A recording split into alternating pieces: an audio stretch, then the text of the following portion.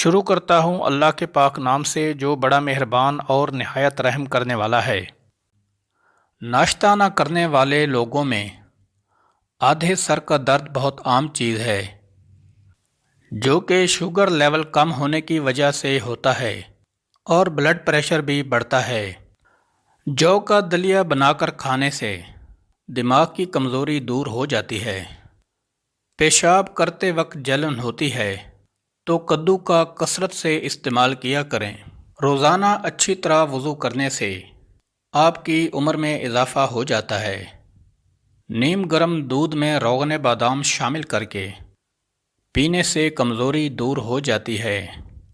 چہرے کی رنگت پیلی پڑنے لگے تو یہ جگر کی بیماری کی علامت ہے۔ صبح نماز فجر کے بعد زیتون کا تیل پیٹ پر مسل کر چہل قدمی کیا کرو، پیٹ کی چربی تیزی سے کم ہو جائے گی۔ رات کے وقت شوارما، پیزا اور برگر وغیرہ کھانے والے لوگوں کو زیادہ تر قبض کی شکایت رہتی ہے۔ نہاتے وقت پیشاب آ جاتا ہے تو یہ معدہ کمزور ہونے کی علامت ہے۔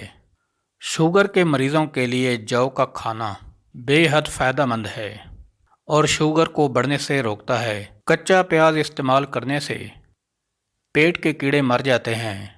چاولوں کا پانی بالوں پر لگانے سے بال سفید ہوتے ہیں اور نرم و ملائم بھی رہتے ہیں۔ جو نہار منہ ٹھنڈا پانی پیتا ہے اس کو ہارٹ اٹیک کا خدشہ بھی ہو سکتا ہے۔ گلا بیٹھ جائے یا گلے میں خراش آنے لگے تو گڑ والے چاول کھانے چاہیے۔ بھنے ہوئے چنے کھانے سے وزن کم ہو جاتا ہے۔ چہرے کے دانوں پر شہد لگانے سے دانے 2 دن میں ختم ہو جاتے ہیں۔ سونے سے قبل آنکھوں کے نیچے لیموں کا چھلکا رگڑ لو، بینائی تیز ہو جائے گی۔